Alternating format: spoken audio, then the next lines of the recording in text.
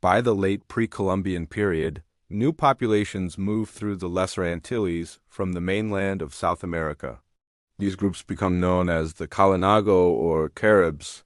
Their movement follows currents and island chains rather than inland routes.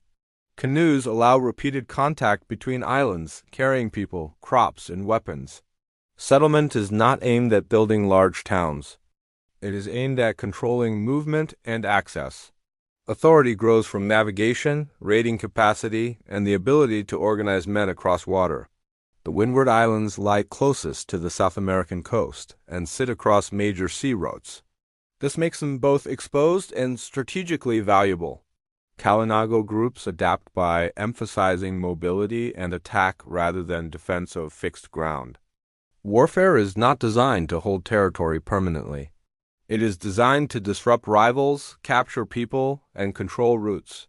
Canoes function as troop carriers as well as fishing vessels. Speed and surprise matter more than fortifications. Saint Vincent's geography supports this system better than flatter islands. Its volcanic slopes, dense forests, and narrow coastal plains limit plantation-style settlement and large open villages. The interior provides concealment. The coast offers multiple landing points and escape routes. This allows communities to retreat inland after raids and reappear elsewhere along the shore. Control is not based on owning land. It is based on knowing how to move through it. When Europeans enter the Caribbean, many islands are rapidly taken or depopulated. Saint Vincent remains difficult to occupy. Kalinago communities do not rely on large towns that can be seized. They disperse into forested hills and small coastal sites.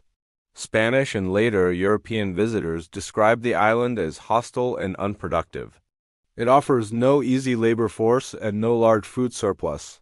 Independence is maintained through inconvenience as much as resistance. Sea control does not require permanent fleets.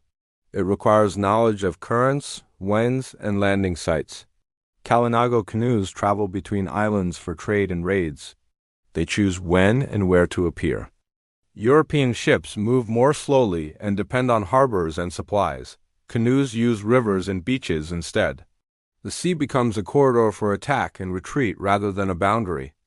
Trade links Saint Vincent to other islands and to the mainland. Crops such as cassava and sweet potato move with people. Pottery styles and stone tools circulate through exchange. Marriage connects communities across water. These networks do not form states. They form chains of obligation and alliance that can shift with conditions.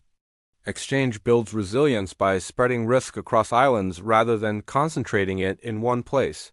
Raiding targets rival groups and later European settlements. It aims to take captives, goods, and prestige. Raids are seasonal and opportunistic. They do not require standing armies or permanent occupation. Violence is used to maintain reputation and control routes rather than to build empires. This keeps population sizes low and movement constant. Settlements are placed where they are hard to approach by outsiders. Forest and hills provide cover. Villages can be abandoned and rebuilt. Houses are light and temporary. Gardens are spread out and rotated. Food production avoids large fields that can be destroyed in one attack. This makes the system harder to conquer because there is no single center to capture. Social order is maintained through custom and kinship rather than written codes. Authority depends on success in war, navigation, and negotiation. Elders and leaders settle disputes, organize raids, and manage alliances. Punishment is social rather than institutional. Control works through reputation and obligation rather than prisons or courts. Saint Vincent functions as a defended space without fortifications. Its defense lies in terrain, movement, and uncertainty.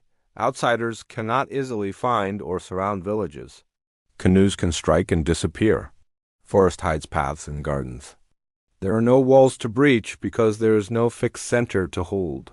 The island resists conquest not by blocking entry, but by refusing to be organized into a single target.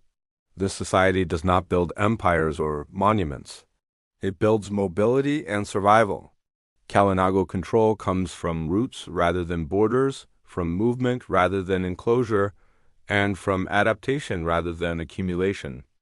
Saint Vincent remains independent longer than most Caribbean islands because its people organize life around sea, forest, and speed rather than around fields, towns, and walls.